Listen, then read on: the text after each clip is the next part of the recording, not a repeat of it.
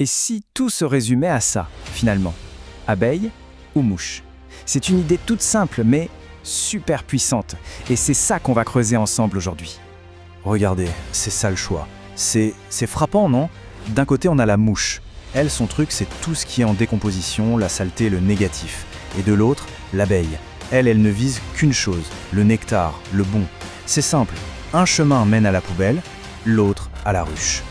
Allez, on plonge dans le premier grand principe, la quête du bon nectar. Et la question, elle est super directe.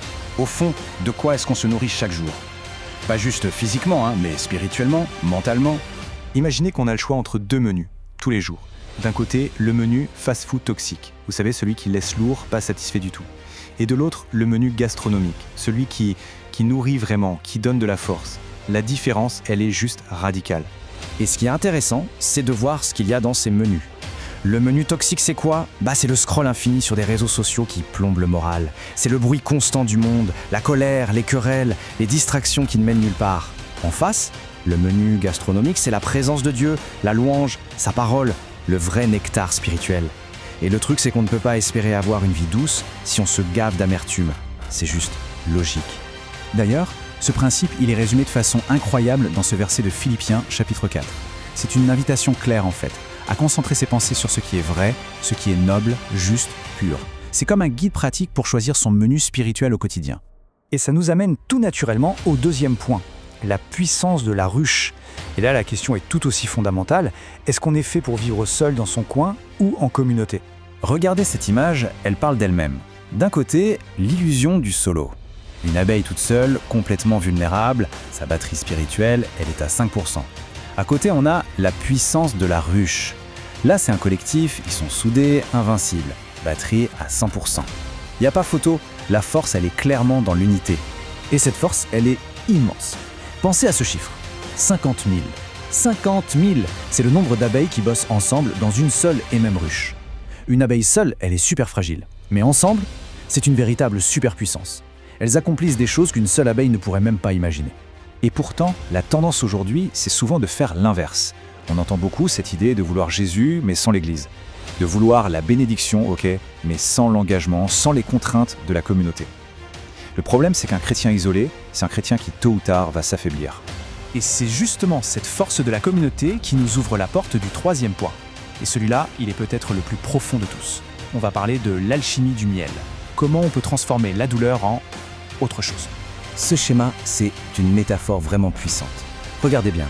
À l'entrée, on a le nectar brut. C'est quoi? Ce sont nos blessures, nos déceptions, les saisons difficiles de la vie.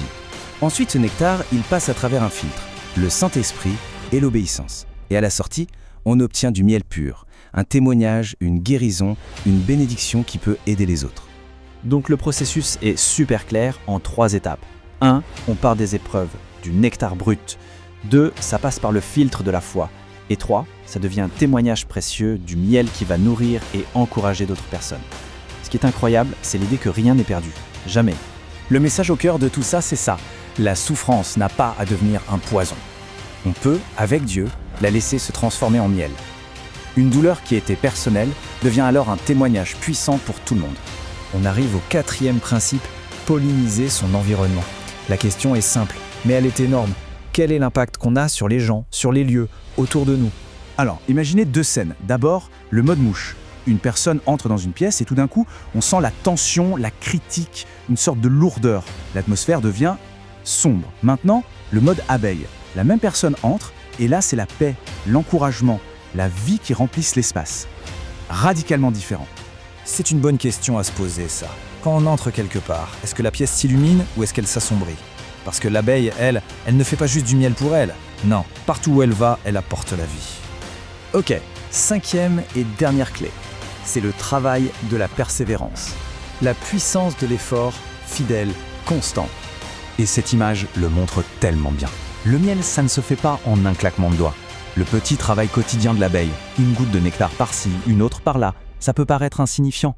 Mais quand on additionne tout ça, jour après jour, le résultat est énorme. Eh bien, c'est pareil pour les petits actes de fidélité. Accumulés, ils produisent un fruit incroyable. Et la Bible nous encourage là-dessus. Galates 6, verset 9. Ne nous lassons pas de faire le bien, car nous moissonnerons au temps convenable si nous ne nous relâchons pas. Le but, ce n'est pas d'être spectaculaire, c'est juste d'être fidèle jour après jour. Bon, on a vu les 5 clés, maintenant c'est le moment de passer au diagnostic. Un petit check-up final, histoire de faire le point. Et voilà la checklist de l'apiculteur. 5 questions toutes simples, basées sur tout ce qu'on vient de voir, pour s'évaluer un peu. Premièrement, est-ce que je cherche la bonne source? Deuxièmement, est-ce que je suis bien connecté à ma ruche? Troisièmement, est-ce que je laisse Dieu transformer l'amel en doux? Quatrièmement, est-ce que j'apporte la vie là où je vais? Et enfin, est-ce que je persévère dans mon service? La conclusion, elle est simple, mais elle est percutante. Le monde a déjà assez de mouches, vraiment. De celles qui sont attirées par le négatif, qui répandent la critique, qui cherchent ce qui ne va pas. Dieu, lui, il cherche des abeilles. Alors, la question finale, elle nous revient à chacun. Abeille ou mouche? Le choix nous appartient.